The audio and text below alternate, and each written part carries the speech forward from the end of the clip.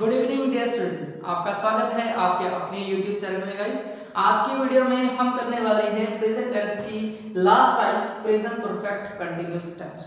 तो अभी तक हमने डिस्कस किया present simple, present continuous, present perfect tense को। तो जो भी स्टूडेंट इस वीडियो को देख रहे हैं उनसे मेरी रिक्वेस्ट है कि इस वीडियो को देखने से पहले आप इसके प्रीवियस वीडियो जो है उसको भी देख के आइए। हमारे चैनल पे टेंसेस के नाम से एक प्लेलिस्ट बनी हुई है और उसमें अभी तक इसके 2 लेक्चर अपलोडेड हैं। तो इस वीडियो को देखने से पहले उन 2 लेक्चर को देख के आइएगा। प्रीवियस वीडियो का जो लिंक है वो आई बटन पे क्लिक करके आप उसको देख सकते हो। तो चलिए शुरू करते हैं प्रेजेंट परफेक्ट टेंस। तो गाइस अभी तक हमने 3 टाइप्स कर ली थी और ये 4th टाइप है प्रेजेंट परफेक्ट कंटीन्यूअस। तो इसको कैसे पहचानेंगे कि हिंदी में ऐसे कौन से वाक्य होते हैं जिसको हम कह सकते हैं कि ये प्रेजेंट परफेक्ट कंटीन्यूअस टेंस है। तो आइए इसकी पहचान कैसे करेंगे उस पे बात करते हैं। आइडेंटिफिकेशन, हम कैसे पहचानेंगे कि हिंदी के कौन से जो सेंटेंस हैं उसके अंदर प्रेजेंट परफेक्ट कंटीन्यूअस टेंस का इस्तेमाल किया गया है। तो याद रखिएगा, वाक्य के अंत में रहा है, रही है, कंटिन्यूअस है तो ये तो होगा रहे हैं इत्यादि का प्रयोग होता है। ठीक है जी। और एक समय दिया होता है, समय दिया होता है।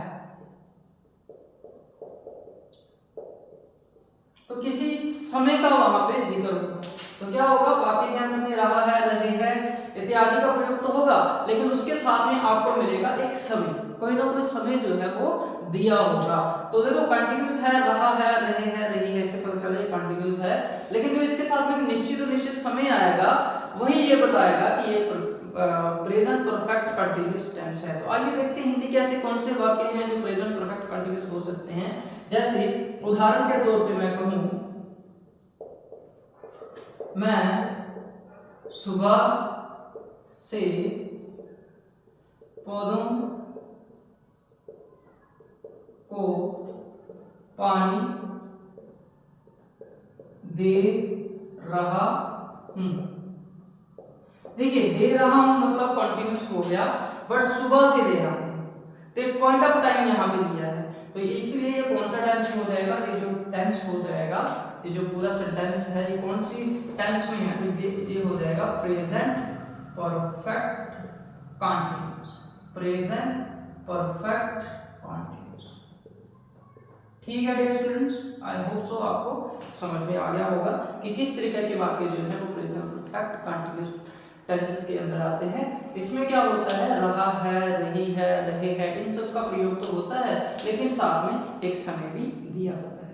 तो चलिए हम इसके रूल के बारे में आते हैं। अगर कोई वाक्य हिंदी में इस प्रकार लिखा होगा तो हम उसको इंग्लिश में चेंज करते समय किस प्रकार से लिखेंगे, उसके रूल्स क्या हैं, उसके नियम क्या हैं, उस पर बात करते हैं। तो चलिए चलते हैं आगे, इसको इरेज कर देते हैं यहां से।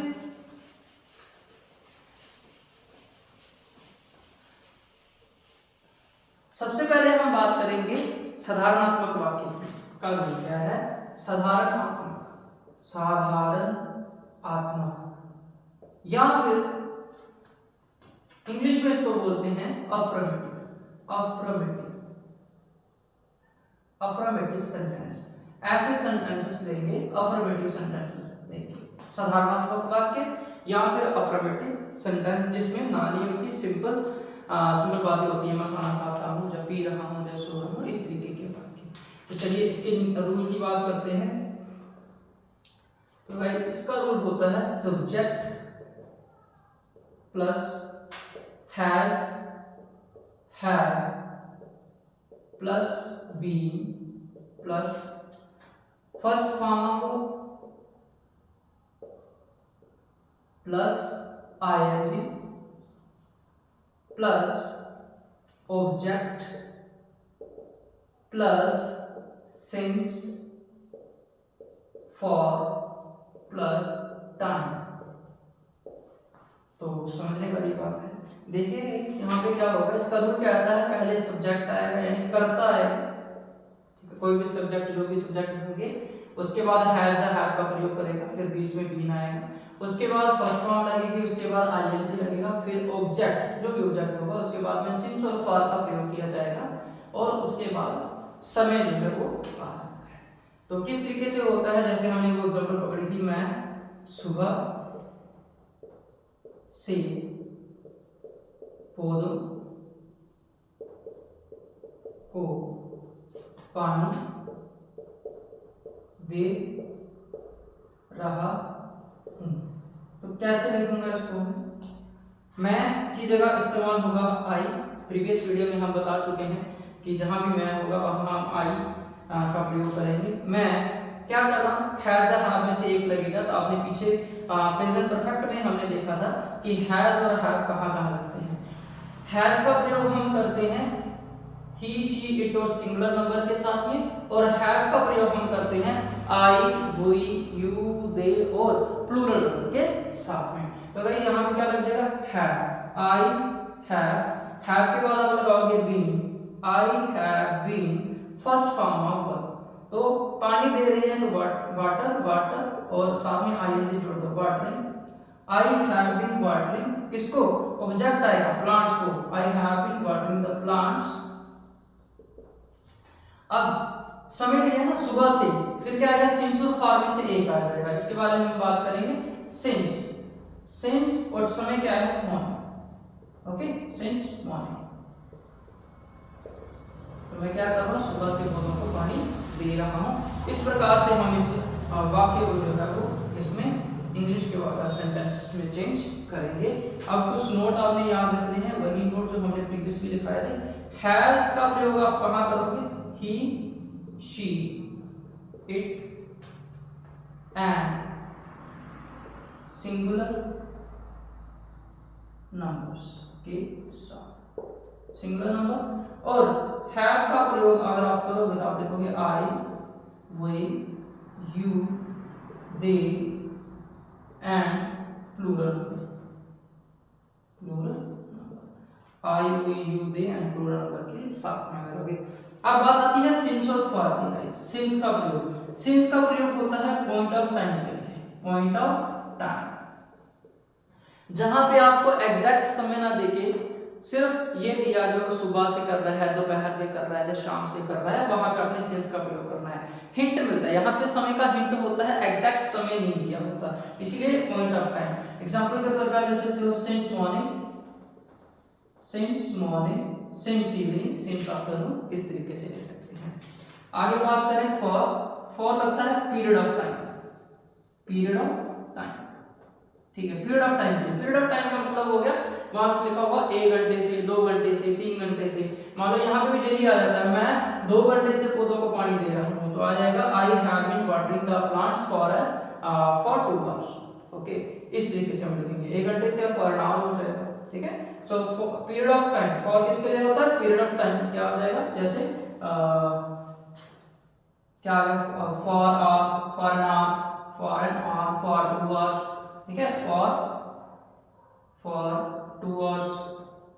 इस तरीके से आप इसके वाक्यों को इस्तेमाल करते हो, ठीक है गाइस। इस तरीके से इसका इस्तेमाल होगा। हैज का इस्तेमाल ही, शी, सिंगुलर नंबर, हैव का इस प्रकार, सिंस का पॉइंट ऑफ टाइम के लिए, और फॉर का इस्तेमाल ऑफ पीरियड ऑफ टाइम के लिए करके, ठीक है। कुछ और वाक्य ले सकते हैं जिसमें हम बना सकते हैं, चलिए हम और वाक्य लेते हैं। राधा सुबह, ओके, यहाँ पे हम सब चेंज कर लेते हैं। राधा 1 घंटे से पढ़ रही है। इस वाक्य को लेते हैं, किस प्रकार चेंज करेंगे, देखिए, राधा, ओके, राधा देखिए, राधा सिंगुलर है, और सिंगुलर के लिए आप लगाते हो हैज। राधा हैज, उसके बाद लगेगा, रूल के अकॉर्डिंग चलेंगे, राधा, उसके बाद इन दोनों में से एक आएगा हैज, फिर बीन आ जाएगा, फर्स्ट फॉर्म। स्टडी कर रही है ना, study, STUDYING, Radha has been studying, कब से? 1 घंटे से, फॉर तो 1 घंटे से पढ़ रही है। इस प्रकार इस वाक्य को बना लो, ठीक है। तो और एग्जांपल ले सकते हैं, इस नोट को हम यहाँ से बता देते हैं और उदाहरण लीजिए इसकी। हम दोपहर से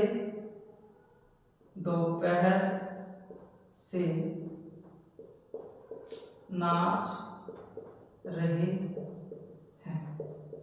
इस वाक्य को बना सकते हैं। किस प्रकार बनेगा? वी के साथ लगता है हैव, वी हैव, उसके बाद लग जाएगा बी। देखिए रूल देखिए, वी हैव बीन और नाचना डांस होगा, डांस और साथ में लगेगा ING, we have been dancing. Object यहाँ पे नहीं है, हम नाच ही रहे हैं ना, फ्लोर पे नाच रहे होगे तो फ्लोर ऑब्जेक्ट होता है और यहाँ है नहीं। वी हैव बीन डांसिंग, उसके बाद क्या होता है? कब से? दोपहर से, it's a point of time. We have been dancing since afternoon. तो इस तरीके से ये वाक्य बन जाएगा। आगे चलते हैं। वह सुबह से पतंग उड़ा रहे हैं, इस वाक्य को लेते हैं। किस प्रकार बनाएंगे? दे के बाद क्या लग जाएगा? हैव, क्योंकि प्लूरल है। They have been flying kite since morning. तो क्या कर रहे हैं? सुबह से पतंग उड़ा रहे हैं, ठीक है। They have been flying kite since morning, ठीक है गाइस।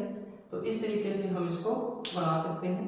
और आगे चलते हैं अब इसके नकारात्मक वाक्य की तरफ, जहां हम ना की बात करेंगे।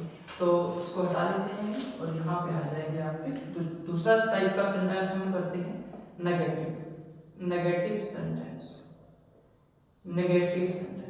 नेगेटिव वाक्य कुछ नहीं करना है, इसके रूल में भी ज्यादा बहुत बड़ा बदलाव नहीं है, सिर्फ नॉट लगा देना है, नॉट बीन। जहां हम बीन लगा रहे थे वहां पे काट के आपने लगा देना है नॉट और बीन। ओके, इसको हटा देते हैं, ये क्या हो जाएगा?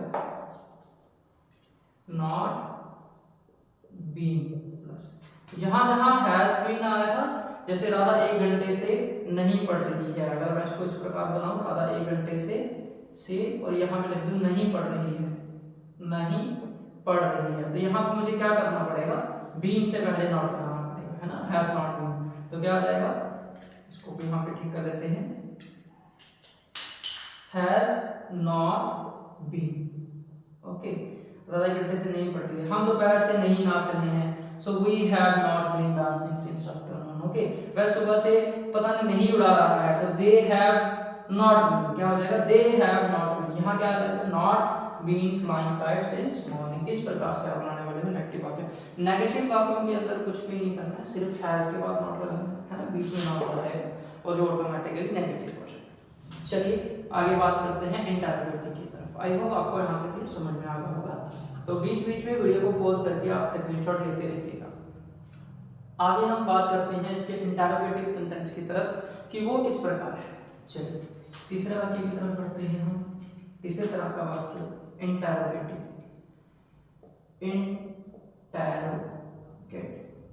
इंटरोगेटिव मतलब क्वेश्चन पूछना। यहाँ पे हम इंटरोगेट करते हैं कि वास्तव में चीजें कैसी हो रही हैं, कैसी हैं, कैसी नहीं।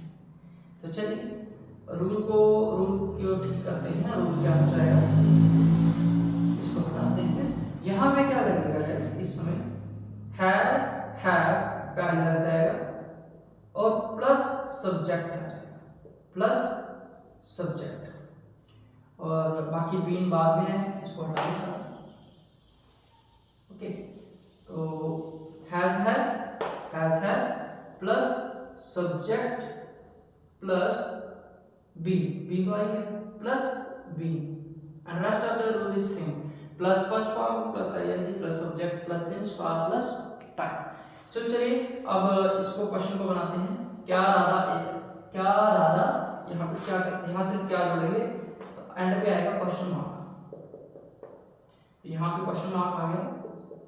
सो अब हुआ क्या राधा 1 घंटे से पढ़ रही है, दिस इज क्वेश्चन, क्या राधा 1 घंटे से पढ़ रही है, तो क्या आ जाएगा यहाँ से, यहाँ पे आप लगाओगे ओनली ये जो हैज आपने बाहर लगाया था ये आ गया, राधा के साथ हैज आएगा, हैज पहले आएगा, हैज राधा और फिर यहाँ पे लगेगा बीन, नॉट काट दीजिए क्योंकि नॉट की बात ही नहीं कर रहे। अब has Radha been studying for an hour, ठीक है जी, क्या राधा 1 घंटे से पढ़ रही है, तो अकॉर्डिंग टू रूल ऑफ जाओगे, पहले लगेगा हैज है, फिर सब्जेक्ट यानी राधा, फिर लगेगा been, first form study ING, और ऑब्जेक्ट नहीं है ना, किताब लिखते तो किताब लिखते, बट यहाँ पे सब्जेक्ट हमने नहीं लिखा, सिर्फ पढ़ रही है। स्टडी कब से, सिंस और फॉर में से लगेगा तो फॉर आ गया, और टाइम के साथ में है for now. Has Radha been studying for an hour, क्या राधा 1 घंटे से पढ़ रही है, ओके। तो यहाँ पे भी क्या लगाते हैं, क्या दोपहर से, क्या हम दोपहर से नाच रहे हैं, क्या हम दोपहर से नाच रहे हैं, तो किस प्रकार हो जाएगा, सिर्फ क्या होगा, ये जो आपका जो आपने हैव लगाया था ये कट के आगे लग जाएगा बस, और आपका बन गया have we been dancing since afternoon and the question mark, ठीक है। यहाँ पे भी इस तरीके से हम इसको भी हटा सकते हैं, क्या वह सुबह से पतंग उड़ा रही हैं, एंड पे हो गया क्वेश्चन मार्क। तो यहाँ पे क्या हो जाएगा, they have been flying kites since morning, यहाँ पे हैव काट के आपको क्या करना है, इस हैव को हटा के कहाँ लिख देना है, यहाँ पे लिख देना है हैव, और यहाँ ये टी जो है ये छोटा कर दीजिए, have they been flying kites since morning, और एंड पे क्वेश्चन मार्क हो गया, ठीक है गाइस। आई होप सो कि आपको अभी तक का ये लेक्चर समझ में आया होगा। और आगे हम बात करते हैं नेगेटिव इंटररोगेटिव की तरफ, जो कि 4th वन है। बहुत सिंपल रूल है गाइस, कोई ज्यादा कॉम्प्लिकेशन नहीं है यहाँ पे। चलिए आगे बात करते हैं इसके लास्ट जो इसका सेंटेंस है, that is 4th one, which is negative interrogative. Negative interrogative, negative interrogative. तो चलिए अब इसके रूल क्या है, हैज है प्लस सब्जेक्ट, और यहाँ पे आएगा प्लस नॉट, प्लस नॉट जोड़ दीजिए बस, बाकी रूल से हैज है प्लस सब्जेक्ट, सब्जेक्ट के बाद में नॉट लगा देना है बस, बन गई बात, और कुछ भी नहीं करना है। यहाँ पे देखिए क्या राधा 1 घंटे से नहीं पढ़ रही है, अगर मैं यहाँ पे नहीं लिख दूं ये हो गया आपका नेगेटिव इंटररोगेटिव। क्या राधा 1 घंटे से नहीं पढ़ रही है, तो हम सेंटेंस को हटा के लिख लेते हैं, कोई दिक्कत नहीं है, और फिर हम इसको बनाते हैं, ओके। तो क्या राधा 1 घंटे से नहीं पढ़ रही है, तो इस प्रकार बना सकते हैं। किस प्रकार बन सकता है ये, देखिए अकॉर्डिंग टू रूल चलते हैं, हैज पहले लगेगा तो राधा सिंगुलर है तो हैज लगेगा, हैज राधा, और फिर राधा के बाद में नॉट आएगा, नॉट बीइंग, है ना, फर्स्ट फॉर्म स्टडी आईएनजी जोड़ दिया, प्लस फिर क्या आएगा, for now, for an hour, और एंड में आपका क्वेश्चन। सो क्या राधा 1 घंटे से नहीं पढ़ रही है, has Radha not been studying for an hour, इस तरीके से जोड़े, ओके। इस तरीके से हम बना सकते हैं, क्या हम दोपहर से नहीं नाच रहे हैं, अगर मैं यहाँ पे ऐसा बना दूं कि हम दोपहर से नहीं नाच रहे हैं, इस प्रकार बना दिए, तो क्या क्या हम इस आल्सो क्वेश्चन, ये एक तरह का क्वेश्चन है, यहाँ पे आएगा have we not been dancing since morning, क्या हम सुबह से नहीं नाच रहे हैं, बिल्कुल नाच रहे हैं। सो क्या वह सुबह से पतंग उड़ा रहा है, सो है यहाँ क्या वह सुबह से पतंग नहीं उड़ा रहा है, तो यहाँ पे अगर नहीं जोड़ देंगे तो क्वेश्चन बन गया, तो क्या have they not been flying kite since morning, ठीक है गाइस। तो इस तरीके से आप प्रेजेंट टेंसेस का इस्तेमाल करके आप बहुत सारे वाक्यों को जो कि वर्तमान काल में होंगे उसको इंग्लिश में चेंज कर सकते हो अकॉर्डिंग टू, यही इंग्लिश के रूल हैं जो जब हम वर्तमान काल के वाक्यों को इंग्लिश में लिखने की कोशिश करते हैं या करते हैं, तो इसको प्रैक्टिस करते रहिएगा, और कहीं कोई दिक्कत आए तो आप हमारे YouTube चैनल पे आके हमको पर्सनली भी कांटेक्ट कर सकते हो। उसके लिए मेरी ईमेल आईडी जो है वो डिस्क्रिप्शन बॉक्स में दे दी जाएगी, तो आप थ्रू ईमेल हमसे कांटेक्ट कर सकते हो। तो गाइस अभी तक की वीडियो आपको कैसी लगी प्लीज़ कमेंट करके ज़रूर बताइएगा, और अगर वीडियो थोड़ी भी इन्फॉर्मेटिव लगती है तो अपने फ्रेंड सर्कल के अंदर जो भी स्टूडेंट्स इंग्लिश सीखना चाहते हैं या ट्रांसलेशन सीखना चाहते हैं उनको ये ज़रूर शेयर कीजिए, क्योंकि उनके लिए बहुत ज़्यादा हेल्पफुल होगी। और हमारे चैनल को सब्सक्राइब कीजिए और कमेंट कीजिए और ज़्यादा से ज़्यादा जो है अपने विचारों को हम तक पहुँचाइए कि हमको और क्या इम्प्रूवमेंट करनी चाहिए या और किस तरीके से हमें। सो गाइस, इसके बाद हम लेके आएंगे नेक्स्ट वीडियो, हम लेके आएंगे पास्ट टेंसेस और वन शॉट वीडियो में हम इसको खत्म करेंगे। उसके बाद हम डायरेक्ट, इनडायरेक्ट और एक्टिव पैसिव वॉइस के ऊपर भी धीरे धीरे ग्रामेटिकल पोर्शंस को कवर करेंगे। तो मिलते हैं नेक्स्ट वीडियो में गाइस। जय हिंद।